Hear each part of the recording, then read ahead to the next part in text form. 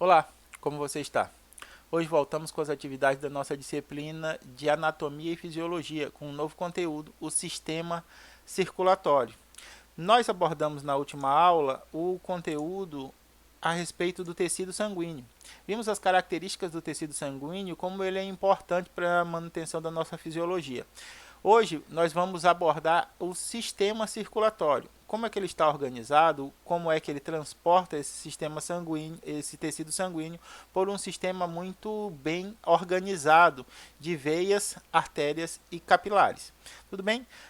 Nosso objetivo para a aula de hoje é entender como está organizado o nosso sistema circulatório, a diferença entre veias e artérias, como há a troca de gases entre o tecido sanguíneo e o tecidos conjuntivos que o tecido sanguíneo irriga, e vamos falar também sobre o sistema linfático, o que é linfa, como o sistema linfático ele está organizado e qual é a função do sistema linfático. Esses são os nossos objetivos de aprendizagem para a aula de hoje.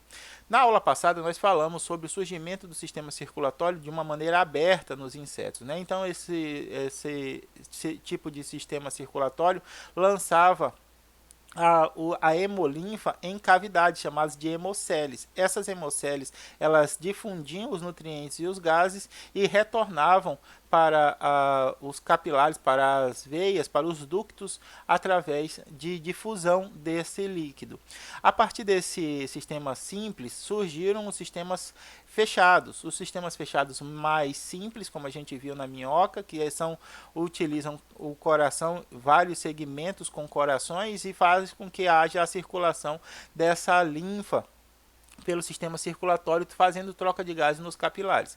A partir disso, a gente chega num sistema mais complexo, que é o encontrado nos humanos. Então, a gente tem no sistema circulatório humano duas divisões, a circulação sistêmica e a circulação pulmonar. Então, nosso sistema circulatório pode ser dividido em duas partes: a circulação que leva o sangue para todo o corpo e a circulação microcirculação, que está envolvendo o coração e pulmões para promover a troca de gases no sangue. Então, quando a gente está falando de sistema fechado, a gente está falando de um sistema que utiliza um coração como uma bomba muscular que vai propelir, que vai impulsionar esse tecido sanguíneo pelos vasos até esse tecido sanguíneo chegar a seus capilares, onde vão haver as trocas gasosas e a distribuição dos nutrientes. Com o bombeamento do tecido sanguíneo por esses vasos, há uma grande pressão nesse sistema, e essa grande pressão faz com que o sangue flua com maior velocidade, aumentando a rapidez com a distribuição dos nutrientes e a distribuição dos nutrientes e dos gases dentro do nosso sistema. Agora, como é que isso funciona, Hudson? Funciona da seguinte maneira: nosso coração ele vai propelir, ele vai empurrar o sangue por duas partes, a circulação sistêmica e a circulação pulmonar. Por que isso é importante? Porque existe a necessidade do transporte do tecido sanguíneo por esse sistema circulatório, onde vai alcançar todas as partes do nosso corpo. Por isso que a gente chama de circulação sistêmica.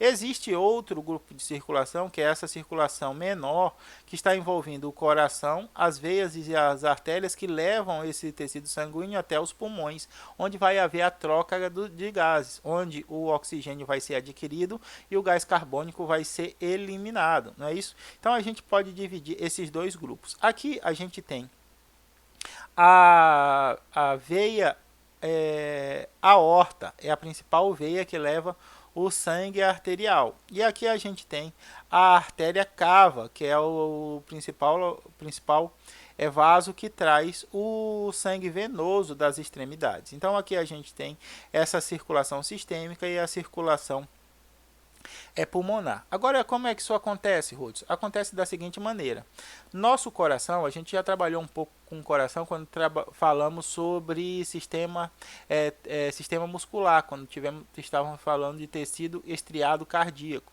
E a gente viu que o nosso coração é formado por 4 câmaras, 4 unidades, sendo elas 2 átrios e 2 ventrículos. O que acontece? O sangue venoso, o sangue que é pobre em oxigênio, ele chega ao coração a partir do átrio direito, essa região aqui. Do átrio direito, ele é propelido, ele é empurrado para o ventrículo direito. O ventrículo direito, ele tem a conexão com a artéria pulmonar. Veja aqui, ó. A artéria pulmonar vai levar o sangue venoso contido no ventrículo direito até os pulmões. Vejam que a gente tem a região o pulmonar direita e o pulmão esquerdo. Então a gente tem a artéria pulmonar direita e a artéria pulmonar esquerda. O ventrículo vai impulsionar o sangue para a artéria pulmonar. Esse sangue é pobre em oxigênio e rico em gás carbônico. Quando esse sangue chega até o pulmão, vai haver a troca gasosa, e a gente vai falar mais específica dessa troca gasosa no próximo conteúdo, que é o nosso sistema respiratório. Lá a gente vai falar detalhadamente como o sangue chega nos alvéolos pulmonares, como é que acontece esse mecanismo de troca de gases. Para agora, é importante a gente saber que o sangue venoso vem do ventrículo direito, passa pelos pulmões, onde há a troca gasosa. O gás carbônico é eliminado e é adquirido o oxigênio. Nesse momento, o sangue venoso passa a ser sangue arterial. O sangue é rico em oxigênio. E ele vai voltar para o coração através da veia pulmonar. Nessa circulação, nessa microcirculação, o sangue arterial chega até o átrio esquerdo, é enviado para o ventrículo esquerdo e do ventrículo esquerdo ele é bombeado para a artéria aorta, né? Então a artéria aorta aqui vai levar esse sangue arterial para todas as extremidades do nosso corpo a partir da circulação sistêmica. Quando há a troca gasosa, a troca dos nutrientes desse sangue arterial nas extremidades dos tecidos, esse sangue arterial passa a ser venoso, ele é trazido de novo pela veia cava até ao coração, pelo átrio direito. Esse processo se repete, é levado até o coração, do coração até o pulmão, volta para o coração, mandado pela artéria aorta e assim sucessivamente nesse ciclo. Tá? Então aqui a gente tem um esquema mais ou menos mostrando esse processo na circulação sistêmica. O coração propulsiona sangue arterial para as extremidades. Esse sangue arterial torna-se sangue venoso pela troca de nutrientes e gases do tecido sanguíneo com os tecidos adjacentes, esses conjuntivos que o tecido sanguíneo irriga. O sangue arterial volta para o coração. Do coração ele vai até os pulmões, é convertido em sangue arterial. O sangue venoso vai até o coração, leva até os pulmões, é convertido em sangue arterial e é transmitido novamente para a circulação sistêmica. Tudo bem? Tranquilo, Hudson? Mais ou menos, mas eu acho que estou conseguindo pegar as manhas. Então, o sangue arterial é o sangue rico em oxigênio e o sangue venoso é o sangue pobre em oxigênio.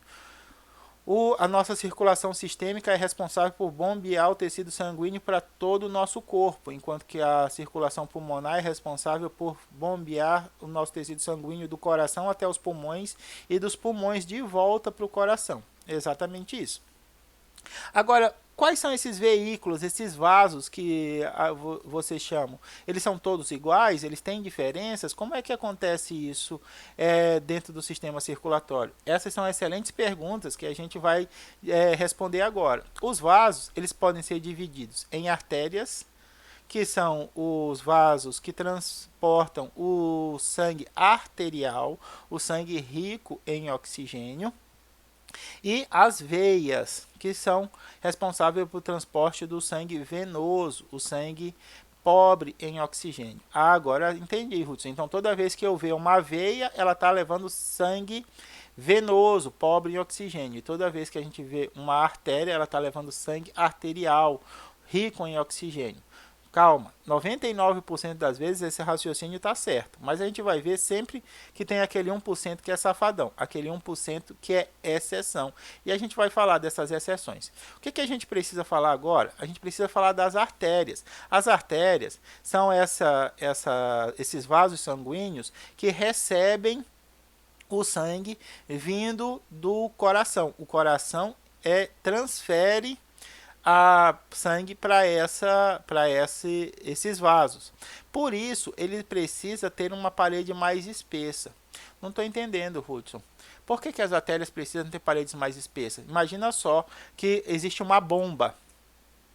Quando você bombeia uma coisa, ela está saindo com o máximo de pressão. Concorda? Exatamente. Nessa situação, você vai querer um vaso sanguíneo fino ou um vaso sanguíneo mais robusto? Exatamente. Imagina a bomba do poço da sua casa. Aqui, não sei se na sua casa tem poço, mas imagina a bomba de poço. Se você tem aquela bomba que a gente pendura com a corda no fundo do poço, você precisa ter uma mangueira grossa? Não. Por quê? Porque a pressão que a bomba exerce é fraca. Agora pense naquelas bombas de alta pressão, aquelas bombas que trazem água dos poços artesianos.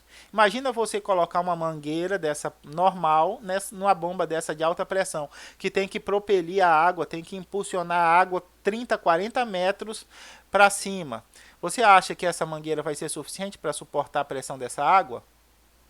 Exatamente, não vai. Então essa pressão ela tem que ser resistida por tubos. Então quando a gente faz o poço artesiano, a bomba impulsiona a água por tubos, porque são mais resistentes. As artérias elas também precisam ter a parede mais espessa para resistir à pressão do transporte do tecido sanguíneo provocado pelo coração. O coração acabou de fazer força para bombear o sangue. Essa força ela deve ser contida por esses vasos, que são as artérias. Então as paredes das artérias elas são mais espessas do que as paredes das veias, porque as artérias acabam de receber sangue do coração e levar ele até esse sangue até o resto do corpo. Então aqui as veias elas saem do coração levando o tecido sanguíneo aos órgãos e tecidos do corpo. Elas precisam ser mais elásticas para resistir a essa pressão e para ajudar a propagação, ao transporte do tecido sanguíneo. E elas normalmente não possuem válvulas e carregam sangue arterial. Como assim, Hudson, válvulas? A gente vai ver que as veias elas contêm algumas válvulas para evitar o refluxo sanguíneo. As artérias, como estão recebendo sangue com alta pressão, essa necessidade não existe. Por quê? Porque a pressão do sangue vai impedir que ele volte. Então, mantendo a pressão do sangue promovida pelo coração, mantém o sangue em um fluxo unidirecional. Mas as veias, elas funcionam de maneira diferente, porque elas têm finalidades diferentes. Então, isso vai distinguir uma da outra. Então, aqui a gente tem a definição de artérias. Artérias são os vasos sanguíneos que levam sangue do coração para os órgãos e para os outros tecidos. Elas são mais robustas e normalmente não têm válvulas, tudo bem? O sangue rico em oxigênio transportado pelas artérias é chamado de sangue arterial. Perdão, novamente, as artérias elas transportam o sangue proveniente do coração. Então aqui está meu coração. Vai sair do coração para outro local, é a artéria que vai levar esse sangue, tá? São representadas em vermelho. A gente tem esse acordo, né? Que toda vez que a gente está representando sistema circulatório, as artérias são representadas em vermelho por causa do sangue arterial e as veias são representadas em azul por causa do sangue venoso. E eles transportam esse sangue rico em oxigênio. Beleza, Ruth, toda vez que estiver transportando um sangue arterial, um sangue rico em oxigênio, a gente vai estar usando as artérias, não é isso? 99% das vezes. Existe uma exceção que é a artéria pulmonar. O que eu posso definir 100% das vezes, então, Hudson? O que você pode definir artéria? 100% das vezes são os vasos que transportam sangue proveniente do coração para outras partes do corpo. Tudo bem? Isso 100% das vezes vai estar certo. Quando você está falando em sangue arterial, você vai estar 99% das vezes, 99% das vezes certo, porque existe a artéria pulmonar. O que é a artéria pulmonar? É o vaso que leva sangue do coração para os pulmões. Quando a gente leva sangue do coração para os pulmões, esse sangue ele chegou das extremidades, ele chegou do resto do nosso corpo. Então ele é um sangue venoso, ele tem um sangue, uma concentração baixa de oxigênio, mas como ele vai ser levado do coração para os pulmões, a gente está transportando sangue proveniente do coração para outro órgão. Então, isso é a característica principal de uma artéria, é a transferência de tecido sanguíneo do coração para os outros órgãos. Isso significa que, quando é do coração para a circulação sistêmica, a gente tem o sangue arterial sendo bombeado. Agora, quando é na circulação pulmonar, o sangue que sai do coração para o pulmão, ele é um sangue venoso, é um sangue pobre em oxigênio. Então, a gente vai ter essa exceção da artéria pulmonar. A artéria pulmonar é uma exceção porque transporta sangue proveniente do coração para os pulmões, um sangue pobre em oxigênio. Ele é um sangue venoso. Tudo bem?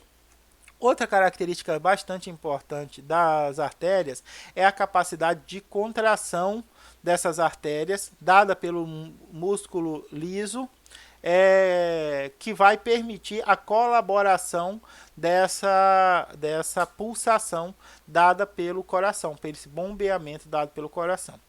Sístole é quando o coração ele se contrai, e diástole é quando o coração se dilata, tá? Então, nosso coração está num ciclo infinito de sístole e diástole, sístole, diástole, sístole, diástole.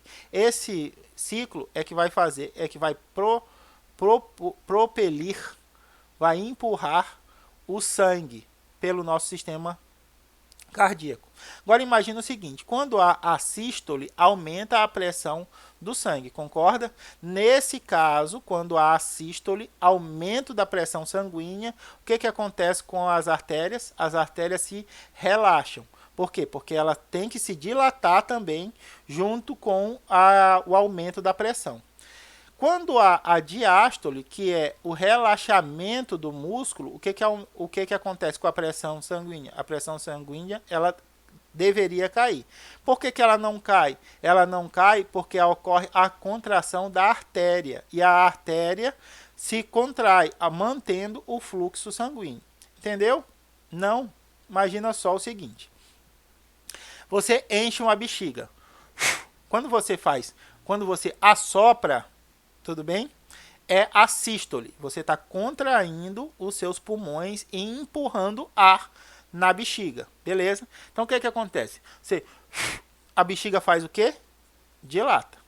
Agora, quando você relaxa seus pulmões na diástole e não prende a boca da bexiga, o que a bexiga faz? Murcha. Não é isso? Porque a pressão da bexiga é maior do que a pressão nos seus pulmões. Então, quando você assopra, é a diástole, e quando você assopra, é a sístole, e quando você relaxa, é a diástole. Quando você assopra, você aumenta a pressão do ar, e a pressão do ar faz o balão encher, ele se dilata, e quando você relaxa, o balão contrai para enviar de volta o ar. Está acontecendo a mesma coisa no nosso coração.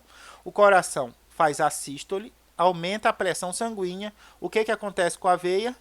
A artéria, perdão. O que acontece com a artéria? Ela dilata em resposta ao aumento na pressão. Quando a diástole, o relaxamento do músculo, o que acontece com a artéria? Ela contrai. Então a artéria também vai ficar pulsando.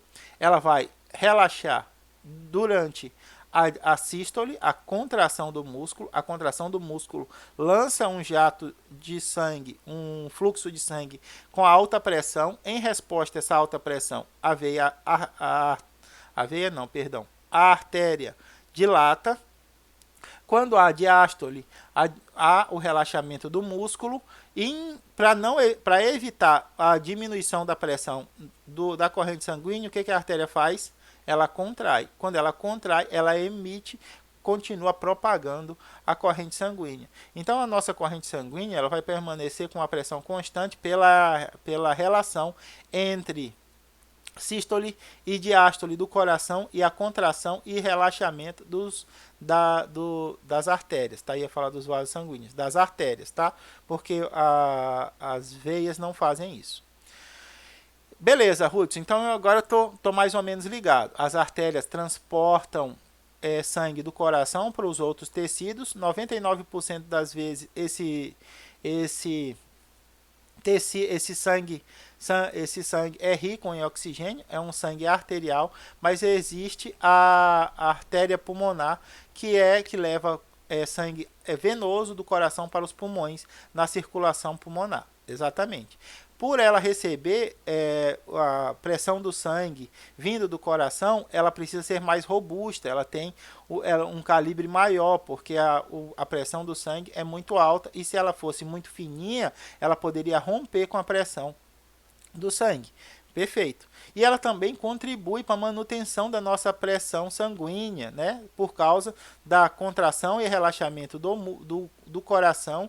E em resposta, a artéria ela dilata e contrai para manter o fluxo constante do tecido sanguíneo. Exatamente. Beleza. E as veias, Hudson? As veias, elas vão carregar o sangue pobre em oxigênio, o que a gente chama de sangue venoso, e são os vasos sanguíneos que chegam até o coração. Sai do coração as artérias, chegam ao coração as veias. 99% das vezes o sangue que sai do coração é sangue arterial, mas existe a artéria pulmonar, que vai levar sangue venoso do coração até os pulmões. 100% do coração, do sangue, do tecido sanguíneo que chega ao coração é convertido pelas veias, é transportado pelas veias, tudo bem? As veias, quando vêm do sistema da circulação sistêmica, elas trazem sangue venoso, sangue pobre em oxigênio, mas existe uma exceção, que é a veia pulmonar. A veia pulmonar, ela traz sangue arterial dos pulmões para o coração. Então, a artéria pulmonar levou sangue venoso do coração até os pulmões, houve a troca de gases nos pulmões, e a veia pulmonar traz dos pulmões para o coração um sangue arterial. Essa também é uma exceção ao mecanismo do sangue venoso na nossa circulação. 99% das vezes, quando você diz que as artérias traz sangue rico em oxigênio e as veias trazem sangue pobre em oxigênio, vocês vão estar certos. Vocês só vão estar errados quando a gente estiver falando da artéria pulmonar e da veia pulmonar, nessa circulação pulmonar que a gente viu. Agora, quais são as características das veias, Hudson? Elas levam o sangue ao coração, vindo do corpo, e suas paredes são mais finas do que as artérias. Por que, Hudson, as paredes das veias são mais finas? Porque elas estão devolvendo o sangue para o coração. A pressão com que esse sangue chega novamente ao coração é bem menor. Isso faz com que não haja a necessidade da gente ter tantas camadas de tecido elástico e tecido conjuntivo nas veias em relação às artérias. As artérias é aquela parte da mangueira que está junto da bomba. Está recebendo muita pressão. As veias são aquela parte da mangueira que já está longe da bomba, tá? Então a gente não precisa ter um calibre tão grosso, uma espessura tão grossa, porque a pressão que chega nas veias são menores do que nas artérias. Ah, Hudson, tudo bem, entendi. Mas uma pressão menor nas veias não vai permitir com que esse sangue ele flua no sentido contrário? Pode ser que isso aconteça, mas existem mecanismos nas veias para evitar que isso aconteça. Para evitar que haja retrocesso no sangue, o sangue ele flua num único sentido, numa circulação unidirecional, as veias elas têm essas válvulas aqui, ó. Essas válvulas elas vão impedir a circulação do sangue no sentido contrário. Como é isso, Ruth? Como é que meu sangue entraria, circularia no sentido contrário? Imagina um sangue venoso que você está em uma situação em que você está de cabeça para baixo. Por que eu ficaria de cabeça para baixo? Hudson, não sei. Você que tem esses hábitos, eu não ficaria de cabeça para baixo. Mas imagine que você está fazendo um esporte radical, você está plantando uma bananeira, não é isso? A gravidade poderia ser em alguns locais maior do que a força de transporte do sangue, fazendo com que o sangue fluísse num sentido contrário. Nessas circunstâncias, devido às veias terem essas válvulas fecham e aí você não tem uma circulação em sentido contrário. Então, ó, as veias elas não são tão espessas quanto as artérias, e por não precisarem suportar pressões tão grandes, por suportarem pressões um pouco menores. Para evitar o fluxo bidirecional do sangue nas duas direções, as veias elas contêm essas válvulas para impedir que o sangue circule de volta. Então, quando o indivíduo desmaiou, o que é que você tem que fazer? Colocar a cabeça dele mais para baixo, numa posição para fazer com que haja uma concentração de sangue na cabeça para ele retornar mais rápido, né, do desmaio, alguma coisa desse tipo. Para que isso não gere uma volta do tecido sanguíneo em uma direção contrária à circulação, as veias, por terem uma menor pressão, desenvolveram essas válvulas, impedindo que haja esse retorno do sangue em um sentido contrário. Então, as veias elas transportam tecido para o coração, as artérias transportam tecido do coração para o resto do corpo e as veias transportam tecido sanguíneo do resto do corpo para o coração. Por convenção, elas são desenhadas em azul. Tá? Então, as artérias são vermelhas, desenhadas em vermelho, enquanto que as veias são desenhadas em azul. Isso por quê? Porque elas estão transportando, na maioria das vezes, 99% das vezes, sangue venoso, sangue com baixa concentração de oxigênio. Qual é a exceção para isso? A exceção para isso é a veia pulmonar. É a veia que traz sangue arterial dos pulmões para o coração. Ora, o sangue está vindo do órgão para o coração. É artéria ou é veia? É veia. Mas se ele passou no pulmão, ele está rico em oxigênio. É um sangue arterial ou é um sangue venoso? Exatamente, é um sangue arterial. Então, a veia pulmonar e a artéria pulmonar, elas são as exceções a essa relação de alta concentração e baixa concentração de oxigênio nas artérias e baixa concentração de oxigênio nas veias. Tudo bem? Beleza, Hudson. Agora, tem como comparar a estrutura dessas duas? Tem. Aqui eu trouxe para vocês a estrutura da artéria e a estrutura da veia. O que acontece? A artéria não tem, na maioria das vezes, essas válvulas. As válvulas vão ser encontradas apenas nas veias. O conjunto de tecidos que estão em volta das artérias, eles também são diferentes do conjunto de tecidos que estão em volta das veias. Existem 3 camadas de tecidos que estão recobrindo as veias e as artérias, tudo bem? A túnica externa, ou a gente pode chamar também, alguns livros podem chamar de túnica adventícia, que é o tecido conjuntivo que recobre essas veias e artérias. A gente tem a túnica média, que é a camada de tecido liso e de tecido elástico que vai estar em volta das artérias, e a gente tem a das artérias e das veias, e a gente tem a túnica íntima, tá? Que é o endotélio, que é o tecido endotelial vascular, que é aquele tecido de células epiteliais que formam o vaso sanguíneo, seja ele artéria ou veia.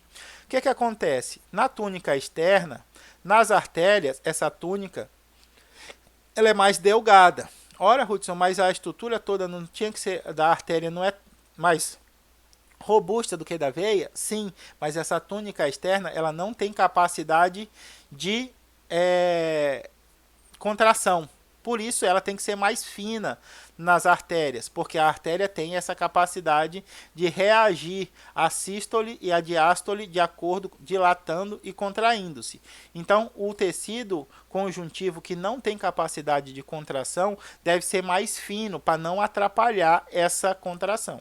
Como na veia esse mecanismo não é muito importante, essa camada de tecido conjuntivo da túnica externa é mais espesso, ele é mais grosso do que o visto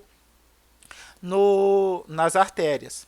Agora, o tecido muscular e o tecido elástico é mais espesso nas artérias do que em relação às veias. Por quê? Por causa as artérias, elas têm essa resposta de contração e dilatação em resposta à sístole e diástole do coração. Como nas veias esse fenômeno não é tão importante, esse mecanismo, essa camada, a túnica média, ela não é tão robusta, ela é mais delgada, ela é mais fina, ela ainda tem capacidade de contração para ajudar o fluxo do sangue, mas não é tão importante esse mecanismo quando é nas artérias. E a túnica íntima é igual nos dois conjuntos de vasos, nas artérias e nas veias. A túnica, novamente, é o tecido epitelial vascular, é o tipo de tecido de células epiteliais que se unem para formar o vaso sanguíneo. Novamente, as veias elas contêm essas válvulas que estão ausentes nas artérias. Beleza? Ok, Hudson. Entendi agora tudo. Sangue arterial flui pelas artérias, 99% das vezes, e sangue venoso flui pelas veias, 99% das vezes. A exceção dessa é a artéria pulmonar, que leva sangue venoso do coração para os pulmões, e a veia pulmonar, que traz sangue arterial dos pulmões para o coração. Excelente. Agora, eu já também entendi a estrutura. As artérias elas são mais grossas, porque elas precisam resistir à maior pressão provocada pelo bombeamento de sangue vindo do coração, e as veias são mais finas, porque essa pressão não é tão grande nas veias. Por não ter uma pressão tão grande nas veias, o que acontece? Elas têm válvulas que impedem o refluxo de sangue, o fluxo ao contrário de sangue. Beleza, mas as trocas de gás acontecem nas veias e nas artérias? Não, as veias e as artérias são os vasos mais grossos do corpo, né? São os vasos principais. Elas ainda passam por ramificações, tanto as artérias quanto as veias passam por ramificações. Essas ramificações são chamadas de arteríolos e vênulas. Arteríolas são as ramificações das artérias. Aqui a gente tem o tubo calibroso de uma artéria, e aqui a gente tem a ramificação dessa artéria formando as arteríolas. Do mesmo modo acontece com a veia. O vaso mais calibroso é a veia, e as ramificações dessas veias são as vênulas. Aqui, ó, ramificação, formação das vênulas. Hudson, eu estou vendo aqui que as vênulas elas também se ramificam. Elas vão formar vinículas e vão formar arteríolas? Não, elas vão formar os capilares sanguíneos. Quando as arteríolas e as vênulas elas se ramificam, elas formam os capilares sanguíneos. Os capilares sanguíneos são aonde acontece a troca de gases e nutrientes do sistema circulatório, do tecido sanguíneo, melhor dizendo, com os tecidos conjuntivos adjacentes, os conjuntivos que são irrigados por essa circulação. Então, as paredes das artérias e das veias são muito grossas para permitir troca de substâncias. Quando a gente ramifica as artérias e as veias em arteríolas e vênulas, a gente diminui o calibre dessas paredes, mas ainda é muito espesso para promover a troca. Então essas estruturas, as arteríolas e as vênulas, também se ramificam novamente para diminuir a espessura de suas paredes, formando os capilares sanguíneos. Os capilares é que vão permitir essas trocas de gases e nutrientes com os outros tecidos. Então aqui a gente tem outro exemplo, uma veia, uma artéria, formando a arteríola e as vênulas, e aqui a gente tem os capilares, onde vai ter a troca de substância de gases e nutrientes com os tecidos que a circulação irriga. Agora, como é que isso acontece, Hudson? Como é que saem nutrientes e gases dos capilares e chegam até essas células?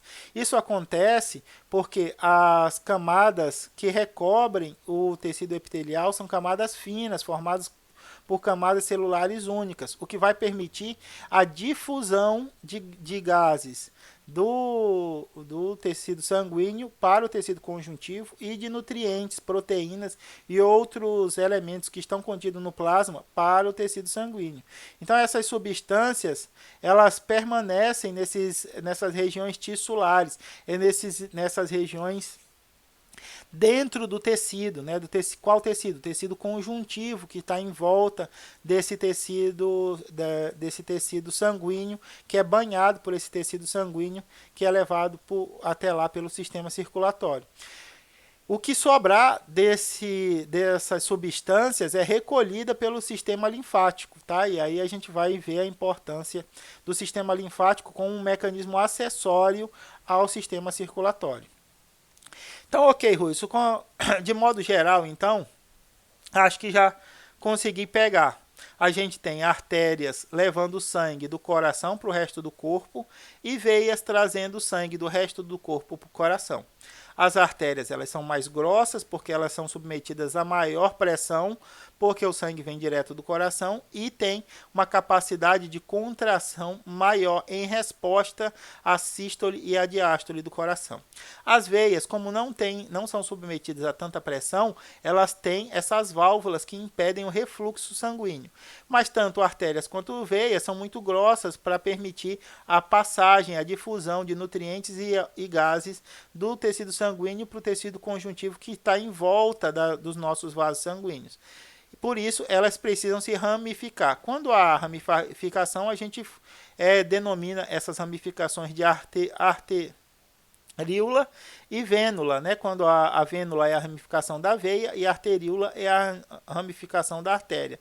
Mas mesmo as arteríola e a vênula ainda são muito robustas para permitir a difusão desses nutrientes e dos gases pelo tecido conjuntivo. Então essas estruturas também se ramificam formando os capilares. Então o sangue arterial rico em oxigênio vem pela veia, entra na arteríola, chega no capilar. Quando ele chega no capilar, ele troca nutrientes e gases com o tecido e se torna um sangue venoso, que é transportado pela veia de volta ao coração para que saia da circulação sistêmica, entre na circulação pulmonar, vá até o pulmão, troque esses gases, libere gás carbônico, adquira oxigênio e volte para a circulação sistêmica através das artérias. É exatamente isso, tá vendo? Você está sensacional, ó. Parabéns para você, porque conseguiu entender todo o mecanismo de circulação. Hudson, beleza, circulação já estou ligado, mas e o sistema linfático? Para que serve esse outro sistema linfático? O sistema linfático é um sistema acessório ao sistema sanguíneo, circulatório sanguíneo. Por quê? Porque quando a gente viu nutrientes e gases, eles se difundem da circulação sanguínea e vão para o tecido, para a região tissular, né? Nessa região tissular, as células vão se vão se beneficiar desses nutrientes, dessas proteínas, dos gases que se difundem. Mas e o resto que as células não usarem? Volta para a corrente sanguínea? Não, não pode voltar para a corrente sanguínea. Então, como é que esse resto dessas substâncias, elas são retiradas desse tecido? Através do sistema linfático. E o que é o sistema linfático? O sistema linfático também é um sistema de circulação. Diferente do sistema circulatório sanguíneo, a gente não tem uma bomba para propelir, para empurrar esses líquidos. E como isso acontece, Hudson? Calma, deixa eu explicar para vocês primeiro como é que está organizado o sistema linfático. Tá? Então a gente tem aqui, ó, o sistema linfático é formado por capilares, por vasos e por ductos. Olha, Hudson, o sistema é muito parecido, só muda o nome. Então, os ductos são os mais grossos, se ramificam formando os vasos se ramificam formando os capilares linfáticos. É isso? Exatamente isso. Os capilares são responsáveis por pegar esse excesso de substâncias que foi depositada pelo tecido sanguíneo nos tecidos conjuntivos e capturar e devolver essas substâncias de novo para o tecido sanguíneo, ok? Então, beleza. Então, a gente tem esses vasos, esses ductos e esses capilares distribuídos por todo o nosso corpo.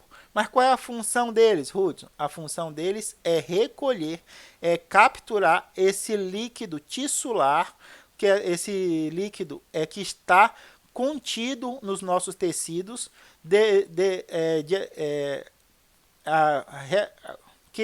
que foi gerado pela difusão das substâncias que vieram do sistema circulatório sanguíneo. Para que isso não acumule nos nossos tecidos, existe uma outra circulação que pega essas substâncias que foram colocadas no tecidos e não foram utilizadas pelas células, capturam elas e levam novamente para regiões onde elas podem ser reabsorvida pelo sistema sanguíneo.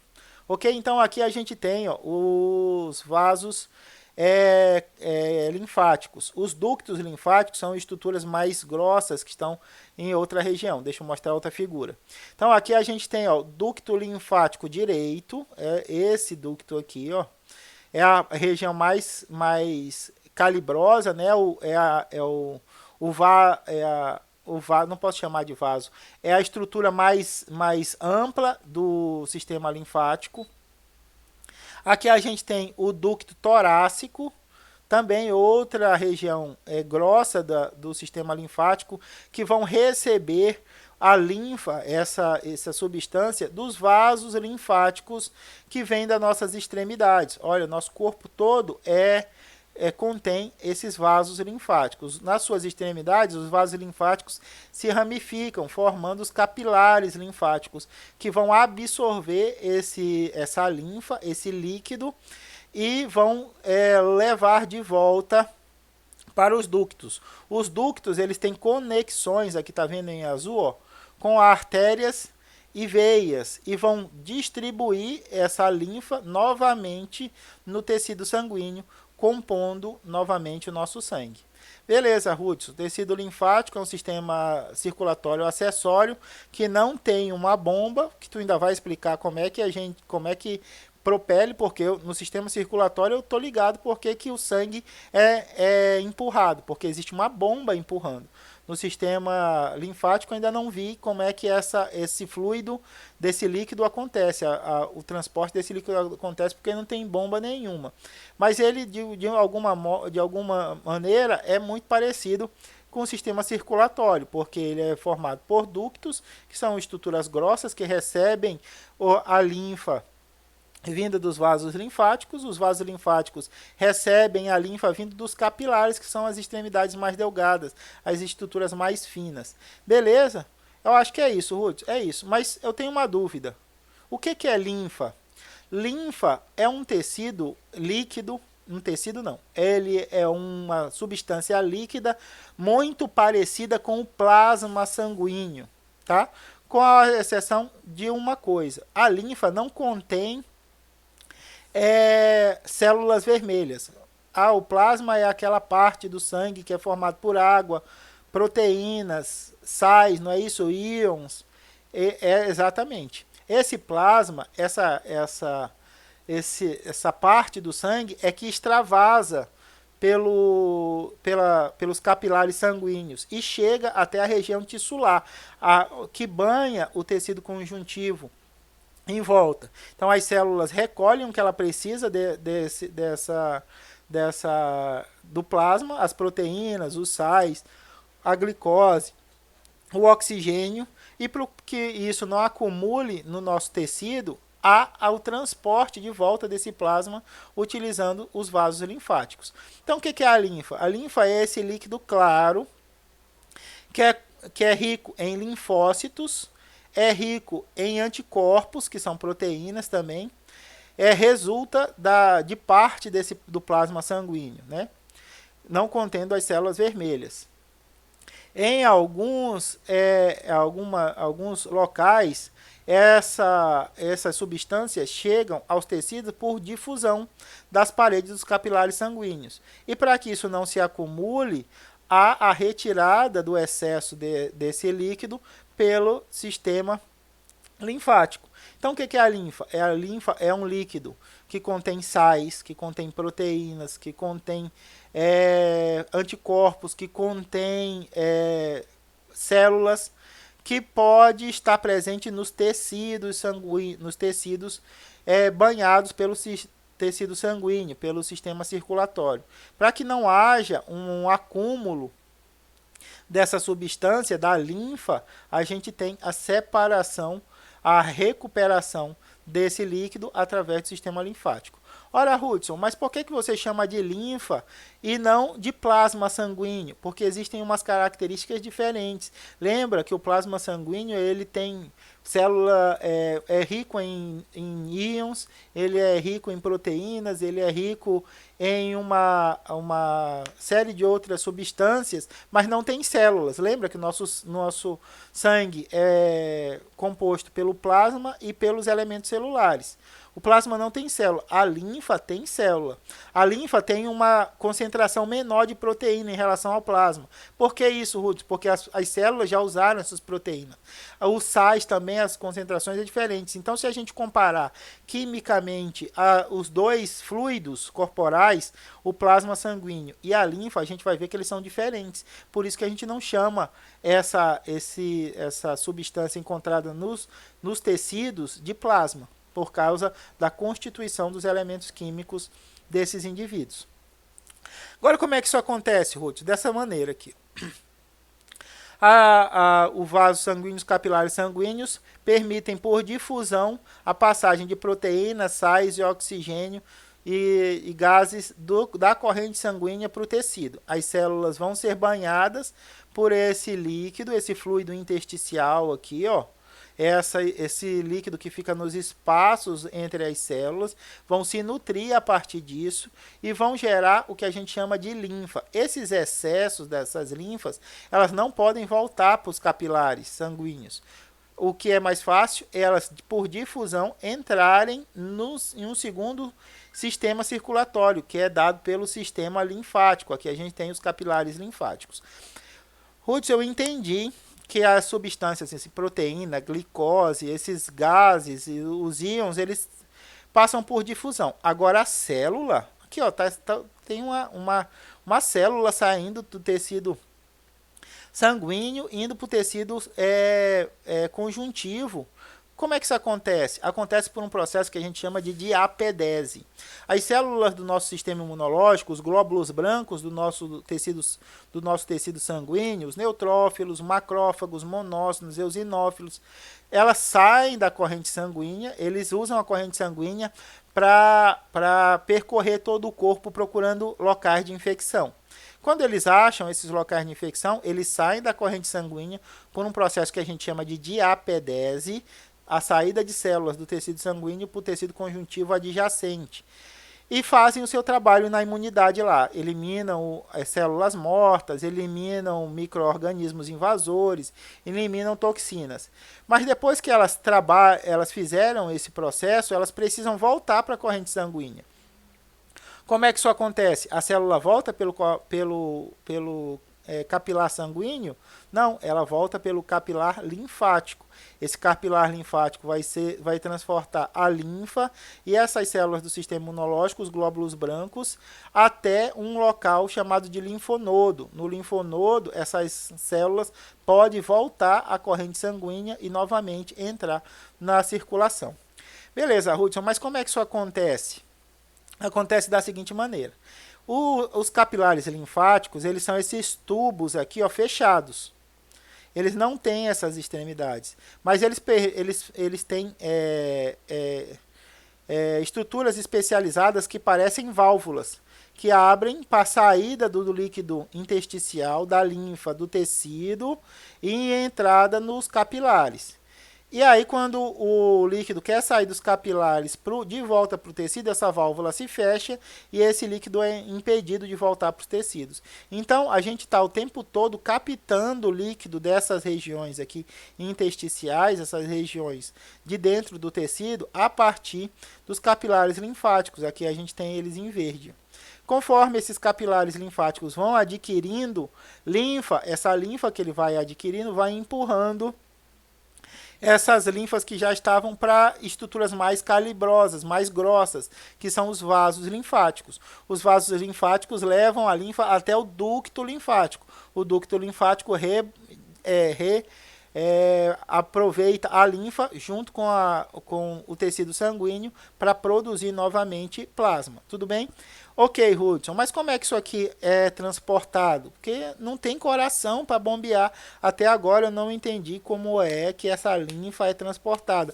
Tu vai explicar? Vou explicar, meu querido. Não vou deixar, minha querida, não vou deixar você aí com essa curiosidade. Perdão, deixa eu beber um pouquinho de água. Não vou deixar você nessa curiosidade. Como é que acontece? Vou ter que tossir, pessoal, me perdoa. Como é que isso acontece?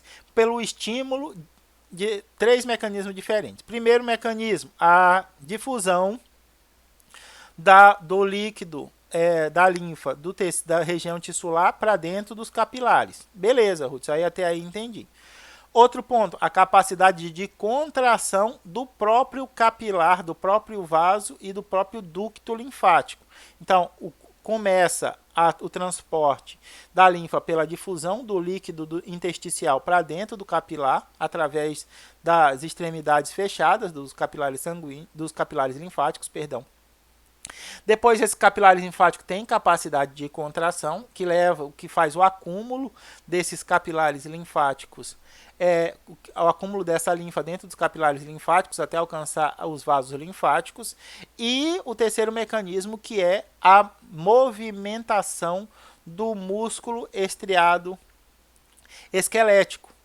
A movimentação do músculo estriado esquelético favorece esse estímulo ao bombeamento da linfa. Então, esses 3 mecanismos vão permitir com que haja o deslocamento da linfa.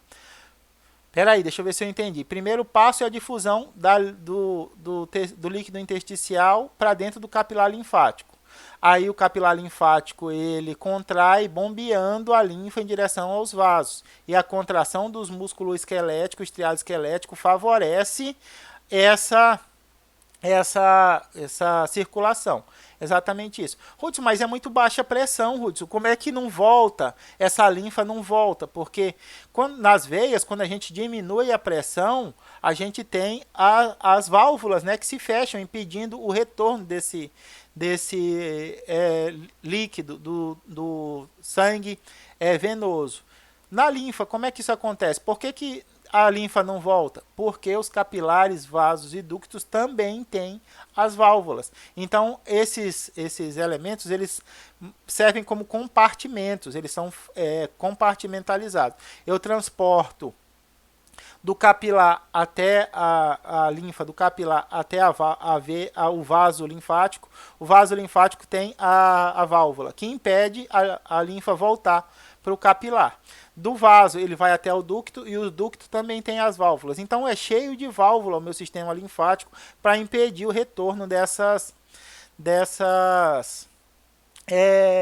desse fluido que está dentro dessa circulação. Beleza, Ruth, eu até consigo imaginar isso, mas eu não consigo acreditar que a contração dos músculos esqueléticos vai favorecer o bombeamento da linfa no meu sistema linfático. Ó, você me desculpe, eu até gosto de você, mas não vou acreditar nessa bobagem, porque não me parece razoável isso daí. Aí eu vou te apresentar um argumento. Já ouviu falar em drenagem linfática? É, exatamente. É aquela massagem que a mulher falta matar a gente de amassar a gente. E para que serve a drenagem linfática? Exatamente. Para redução de líquido. E que líquido é esse? Não vai me dizer que é a linfa. É a linfa. Então, quando a gente estimula mecanicamente com a massagem lá, com a drenagem linfática, a gente está estimulando a circulação linfática. Quando a gente estimula a circulação linfática, a gente retira linfa, a gente retira líquido intersticial, diminuindo a quantidade de líquido retido em determinadas regiões. Ah, Ruth, eu sofro aquela tortura toda lá da drenagem linfática, é para estimular a minha circulação linfática? É exatamente isso. Ah, então faz sentido, porque realmente eu chego lá antes da sessão de drenagem linfática, eu tô com muito líquido retido, e depois que eu saio de lá, eu urino bastante, eu tenho muito liberação de líquido. Isso é o tecido, a linfa que estava acumulada, exatamente. Como a gente está ficando cada vez mais sedentário, esse estímulo do músculo esquelético tem ficado cada vez menor para a circulação da linfa, tá? Beleza, Ruth, eu entendi, mas tu falou um negócio que é chamado de linfonodo. O que são esses linfonodos? Os linfonodos, eles, assim como o baço, como a amígdala, como a placa de Pie, outros órgãos, eles são responsáveis por filtrar a linfa. Como assim, Hudson, filtrar a linfa? A possibilidade de existir contaminantes nesse líquido. Como assim? Bactérias, fungos, vírus podem estar presentes nesses líquidos. Então, para que esse líquido não seja jogado na corrente sanguínea, eles passam por essas regiões. A gente chama os linfonodos, o baço, a amígdala, essas regiões de órgãos linfóides secundários, onde vai haver o desencadeamento da resposta imunológica. Então, os linfonodos, eles são esses nós aqui, que a gente tem por todo o corpo. A gente tem linfonodo na região do pescoço, na região das axilas, na região da virilha, na região do joelho. Hudson, esses linfonodos, essas regiões todas que você chama, é as regiões inguinais, não é? O linfonodo é a íngua. A íngua é a inflamação do linfonodo. Quando a gente tem o aumento do linfonodo, a gente consegue apalpar essa região. É o que a gente chama de íngua. E o que é a íngua? É um indicativo de que você está tendo uma inflamação. Então, essas regiões, o linfonodo, a gente vai trabalhar isso em microimuno, é uma região de filtragem da linfa. As células que vêm junto com a linfa, os glóbulos brancos, vão desencadear resposta imunológica nesses locais, no linfonodo, no baço, nas amígdalas, por causa desse papel de filtragem, de defesa do nosso organismo, tá? Então, o nosso sistema linfático, ele é constituído por capilares, vasos e gânglios linfáticos. O que são esses gânglios linfáticos? Eles são os linfonodos, as amígdalas, o baço, as placas de Pie. Placa de Pie é um tecido conjuntivo no nosso intestino, tá? Que serve para filtragem dessa linfa, tá? Todos os órgãos linfóides recebem as células a partir de duas estruturas, o do timo e da medula óssea. Isso a gente vai falar melhor quando estiver trabalhando microimuno, tudo bem? Aqui está a nossa circulação linfática.